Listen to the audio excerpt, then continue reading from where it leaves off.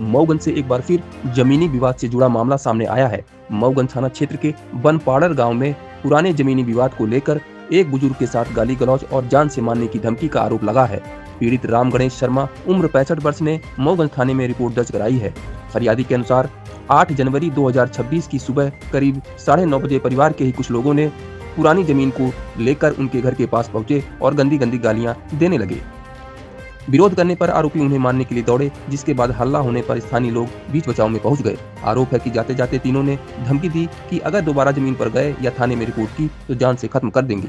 पीड़ित ने यह भी बताया कि 29 दिसंबर 2025 को न्यायालय परिसर में भी उन्हें धमकाया गया, जिसके चलते डर के कारण वे पहले रिपोर्ट दर्ज नहीं करा सके। 10 जनवरी 2026 को पीड़ित थाने पहुंचा, जहां पुलिस ने मामला दर्ज कर जांच में ले लिया है। फिलहाल पुलिस का कहना है कि मामले की विवेचना की जा रही है और तथ्यों के आधार पर आगे की कार्रवाई की जाएगी। गौरतलब है कि इसी मामले में एक महिला ने यह आरोप लगाया था कि पुलिस द्वारा उनके विरुद्ध अमर्यादित शब्दों का प्रयोग करते हुए भौजाई शब्द का प्रयोग किया था। इस मामले में थाना प्रभारी द्वारा आरोपों को निराधार बताया गया। थाने किस लिए आए? राम गणेश शर्मा थाने में सूचना देने के लिए आए हैं। किस चीज की सूचना देने? 29 तारीख को हमारा विवाद हो गया था वहाँ तहसील स्तर पर, तहसील में, और यहाँ पर आए सूचना दिए और 10 तारीख को हमारे घर में जब एसआई साहब गए पटेल जी देखने, तो हमारे घर में ही 10 तारीख को शाम को 6:30 पर पथराव कर दिए।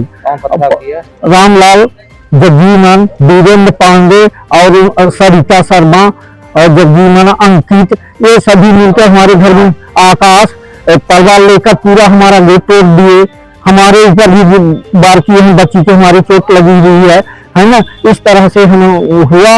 और वहाँ एक वीरेंद्र पांडे नाम का है जो हन्नाचल गांव का विशेष गुंडा है, वो गुंडा पाले हैं जगजीवन अपने घर में, जगजीवन और रामलाल दोनों, और ददन शर्मा भी हमारे साथ ये भी किए हैं, है ना। इसलिए हम चाहते हैं कि हमें न्याय मिले यहाँ से और उनको गिरफ्तार किया जाए तुरंत।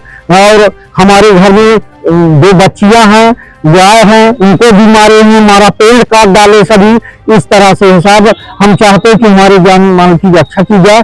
और साहब पीआई साहब ने भी हमारा पूरा सहयोग किया है। यहाँ से हमें शाम को 3 गाड़ियां 112 की गई थी, तब हम लोग यहाँ पर आए थाने में। और इसके आने के बाद फिर हम गए हैं रीवा, वहाँ किराए के कमरा लेकर रहे हैं। सुरक्षा प्रदान की जाए और हमारे घर के जान माल की रक्षा की जाए, नहीं तो किसी समय खूनी संघर्ष वो लोग कर सकते हैं। भौजी वाला वीडियो वायरल हो रहा है, उसके बारे में क्या? भौजी वाला वीडियो किसी अधिकारी द्वारा वहाँ नहीं किया गया, नहीं एसआई द्वारा किया गया है। वो बना करके कह रहे हैं कि भौजाई है हमारी, वो खुद ऐसे लेडीज है जो कह रही है कि भौजाई शब्द है। भौजाई तो कहीं शब्द ही नहीं आया, बल्कि एसआई साहब हमारे सामने बैठे थे, तो उन्होंने कहा कि आप चले जाइए, आपसे नहीं मतलब, हम आपके घर आकर के बयान लेंगे। तो भी उन्होंने वायरल किया है ये सभी, हम लोग भी देखे हैं इसको। हमारे जान माल की रक्षा की जाए और हमें सुरक्षा प्रदान की जाए।